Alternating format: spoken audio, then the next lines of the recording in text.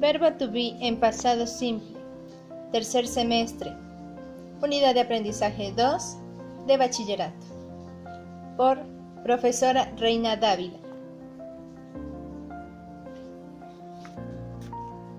En esta ocasión veremos el uso del verbo to be en pasado simple y lo tomaremos como verbo principal en una oración.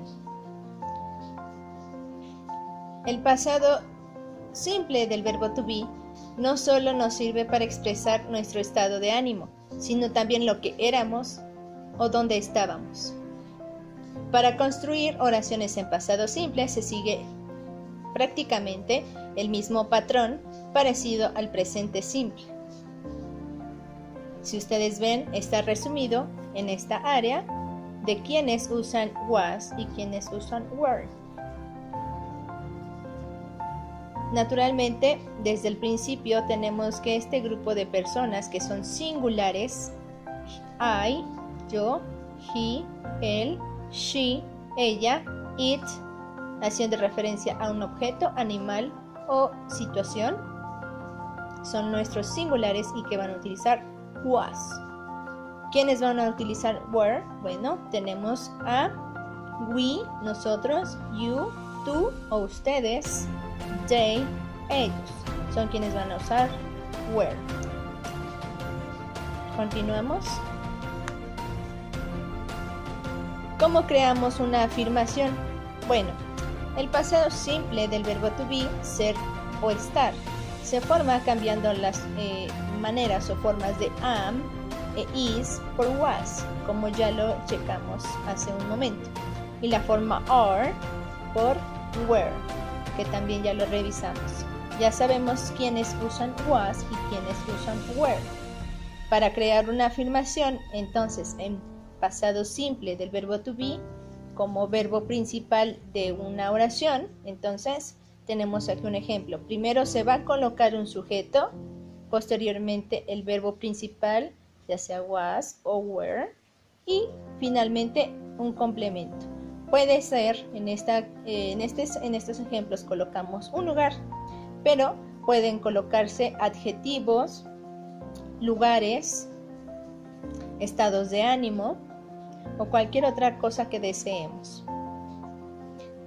Por ejemplo, tenemos I was in London. Yo estaba en Londres. Estoy usando was porque I es singular, yo. De este lado tenemos you were at home. Tú estabas en casa. Estoy usando were porque mi sujeto es you, tú, o puede ser que sea ustedes. Entonces seguimos este patrón: sujeto, verbo principal, complemento. Continuamos. Ahora, ¿cómo construimos una negación? Bueno, va a ser algo similar, pero en esta ocasión el detalle es que vamos a agregar, a incluir la palabra not. Pero, ¿dónde va colocado ese not? Bueno, vamos a verlo. Primero vamos a colocar un sujeto, posteriormente el verbo principal, was o were, y después de ese was o were del verbo principal, vamos a colocar el not. Y finalmente el complemento. El complemento se está quedando en su mismo lugar, por así decir. Checamos, ejemplo, she was not in London. Ella no estaba en Londres. Ella, she, va acompañado de was porque es singular, ¿de acuerdo? Y como dijimos, para la negación va después del verbo principal del que estamos hablando, was o were, va acompañado del was y se coloca después de ese was. Y finalmente complemento. Tenemos el otro ejemplo, they were not at home. Ellos no estaban en casa. Colocamos were porque estamos hablando de ellos o ellas. Y como dijimos hace un momento, el not va después del verbo principal, que en este caso es were. Si se dan cuenta, en el complemento no estamos manejando ningún otro verbo.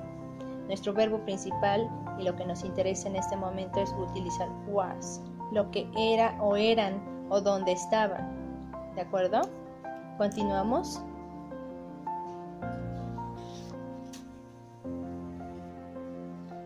Interrogación. ¿Cómo lo formamos? En esta ocasión el detalle es hacer un pequeño cambio. Tenemos que primero vamos a colocar el verbo principal, was o were, y después el sujeto, para finalizar con el complemento. Si se dan cuenta, el complemento no se ha movido de su lugar, ha permanecido al final. Lo que está cambiando en una interrogación es el lugar del sujeto y del verbo. Están intercambiando de lugar. Primero estoy colocando el verbo y después el sujeto, porque el verbo was o were me está funcionando al mismo tiempo como auxiliar.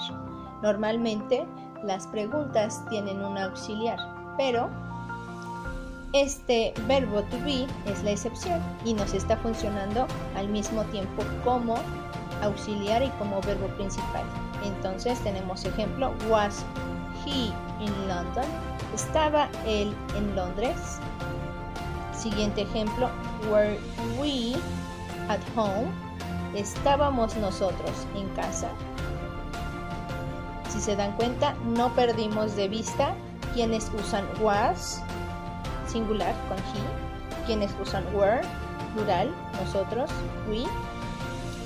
Y repito, lo que tienen que hacer es intercambiar de lugar el sujeto con el verbo principal en esta ocasión. Y el complemento se sigue quedando en su lugar. Eso es todo por esta ocasión. Thank you.